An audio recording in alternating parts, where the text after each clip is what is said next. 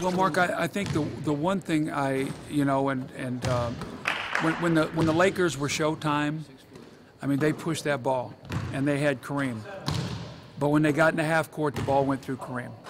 And so, from our standpoint, we don't want to, just because Andrew comes back, be a half court team. We want to continue to push that ball. And then when the game gets slowed down, then we want to play through him in the post. So we think you can incorporate both. I think that's the really guys who are the post. I mean, you're going to see it with Brooklyn. They do it with Lopez. I mean, you're going to see those guys pushing the ball, Gerald Wallace, C.J. Watson, Darren Williams, Joe Johnson, all those guys pushing the ball, and then they get in a half court and they'll play through Brook Lopez. That would, obviously the numbers would seem to make it more dangerous for the opposing team to have to defend, having to, really defend two different kinds of defense. Yes. Well, I mean, we don't, and I've told our perimeter guys, our defense and our rebounding creates open floor opportunities for us. Anytime you get those, push the ball and play. And then when we come down, we want to be able to have certain situations where if we throw the ball in the post, we know what we want to do. If we run into a secondary, we know what we want to do. And most of those options will be that we're trying to play through the post. And one last thing, even if you're playing through the post, you can still get a lot of threes because of the double teaming. Yeah, and that's why I said that becomes a different kind of three. Yeah. Where all of a sudden the pass is out of the double team, you're spaced. Yeah. Usually that becomes a hockey assist. Usually it's a kick out and then the next pass. And the thing I like about it, I told our guys last night, and I sort of stole this from Mike D'Antoni, but he talked about when the game is fun, the ball has energy. And I thought that first half last night, the ball had a ton of energy. 19 assists, 5 turnovers. Guys were moving it, making the extra pass. It's fun to watch, and it's a fun way to play.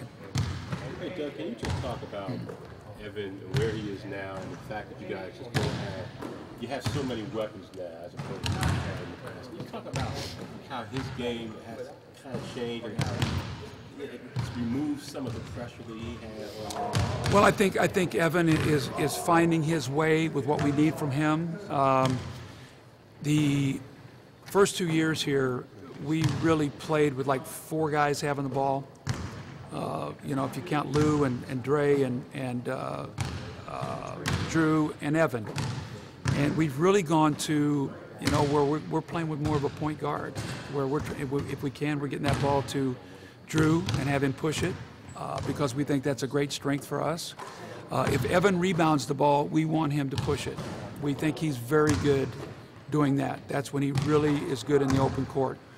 So he's learning to be a lane runner, getting out. We'd like to play in the post and post him. We've done that a little bit. And just, moving the ball and doing those kind of things. So maybe just getting used to not having the ball in his hands as much, not playing as much, maybe pick and roll right now because, Drew's done that for our first unit and Malik really has done that for our second unit. And a guy who's really good doing that too is Darrell, who's been a guy who's been a real good distributor for us. How comfortable is he now, 3 years into this process? I think that, anytime you change your team, you're continuing to, figure out where you fit. I think I told you the other night, when I came to the Sixers, 2 years later we get George McGinnis, and then you get Julius Erving, and all of a sudden, how do you continue to be a 20-point scorer with those 2 guys on the floor? So I learned to move without the ball, run the floor. I had a recipe: 4 layups, 4 jump shots, and 4 free throws. Have you kind of explained that? That's 1 a quarter, 1 jump shot, and 1 free. I mean, that's 20. And that's something he needs to understand, that his game has to adjust with all the changes. I think that we've talked about roles. I think everybody knows what we expect of them. I think that's one of the, Dee asked me a question last night. A lot of these guys have been starters on other teams, and they come here and they maybe play roles off the bench. How do guys accept that? And I think the honesty of what we're trying to do, trying to bring out the best in each player, and trying to maximize the guy's strength, and try to put him in the best available matchup. And so I think all the guys know what we need from them, John. And I think it's just a continual process of going into that. So I don't think there's anybody on our team that would say, I'm not sure what I'm supposed to do. I mean, because they've been told, we've talked, they filled out their cards, I looked at their cards, we talked, so I don't think there's any question about what we need from guys. Evan is, to me, can be the best rebounding guard, best rebounder at his position in the NBA. He can push that ball, and mid-range jump shooting. The one thing that I don't want Evan to feel is that because all of a sudden now we got these guys who can shoot threes, that we expect him all of a sudden to be out behind that line doing that. That would not be playing to his strengths. Along those lines, Doug, you guys have been together 3 weeks now. How is the team chemistry? I like our chemistry. I like our chemistry. I think the Atlantic City the other day had a little appearance, and afterwards the guys wanted to have dinner together, and they, I don't think where we were at had enough at the one restaurant to seat them all.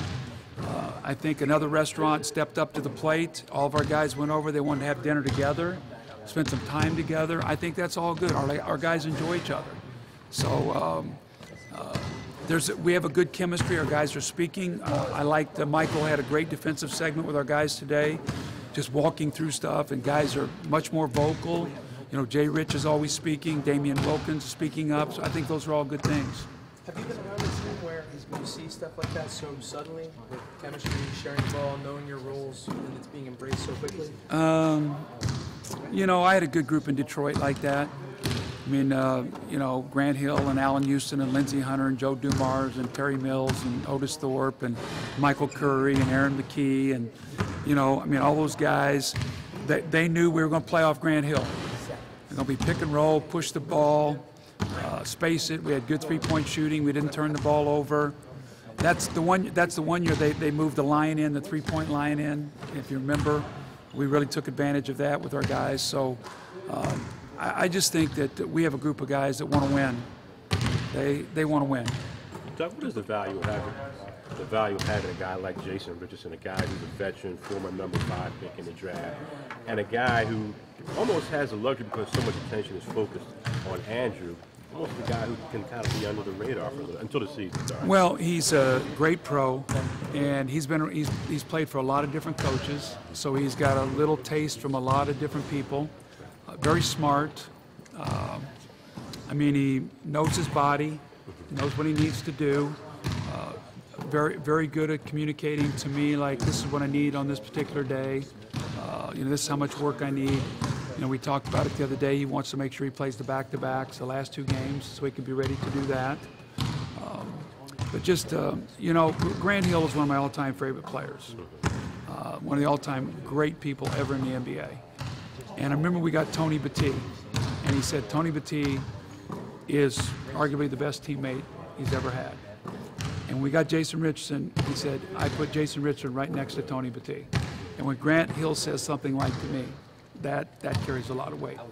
Put a number on how many threes you won a game, Doug? Oh, I haven't. I'd like to, last night we shot 25. We're not going to shoot 25 a game.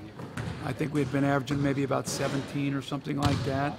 It's just going to be depending. What will happen is, you start playing these teams and they start shading you and trying to take those away, and then it opens up other things. Right. Again, I'd like to be a team, if we could get 24 points a night at the three-point line. I'd like, if we could get 8 a game, I'd like that.